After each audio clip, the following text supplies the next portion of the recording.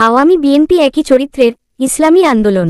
ইসলামী আন্দোলন বাংলাদেশের সিনিয়র নায়েবে আমির মুফতি সৈয়দ মুহাম্মদ ফয়জুল করিম বলেছেন, আওয়ামী বিএনপি একই চরিত্রের। এদের কথা ও কাজ একই ধারার। দেশের জালেমের পরিবর্তন হয়েছে কিন্তু জুলুমের পরিবর্তন হয় নাই। শপথ ছাড়াই চেয়ার দখল করা, বিচারকদের ওপরে চাপ প্রয়োগ করার কাজও হচ্ছে। একই অপরাধের কারণে আওয়ামী লীগ দোষী হলে বিএনপিও দোষী হবে। রোববার ২২ জুন লালমনিরহাটের কালেক্টর মাঠে অনুষ্ঠিত এক বিশাল গণসমাবেশে প্রধান অতিথির বক্তব্যে এই কথা বলেছেন। বাংলাদেশের সিনিয়র নায়েবে আমির বলেন, দেশের নেতারা অপরাধ করলে তাকে শাস্তি দেয়া হয় না, বরং তাকে ফুলের মালা দেয়া হয়। খারাপ উৎস থেকে ভালো কিছু আশা করা যায় না। বাংলাদেশের একটা শ্রেণী পরিণতি দেখে শিক্ষা নেয় নাই। আওয়ামী লীগ যা যা করে দেশ ছাড়া হয়েছে, এখনও অনেকেই তা করছেন। বিএনপির কেউ কেউ আওয়ামী লীগের ভাষায় আমাদের ব্যাপারে কথা বলেন।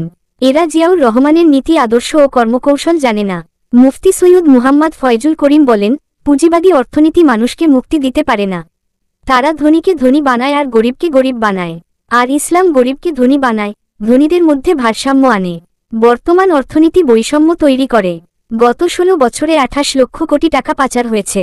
এই টাকাগুলো গরিবদের। আমার আপনার প্রতিটি অর্থনৈতিক লেনদেনের ওপরে ট্যাক্স ও ভ্যাট কাটা হয়। সকল টাকা আমাদের। সেই টাকাগুলোই ওরা পাচার করে, এই টাকার ওপরে ওরা মাস্তানি করে। কৃষক, শ্রমিক ও মেহননী মানুষের রক্ত ও ঘামেই দেশ গড়ে ওঠে। রেমিটেন্স যোদ্ধাদের অধিকাংশই মেহননী মানুষ, অথচ তাদের কোন গুরুত্ব নাই। বাংলাদেশে ক্ষুধার অভাবে মানুষ আত্মহত্যা করেছে, অথচ আমাদের সম্পদের অভাব নাই।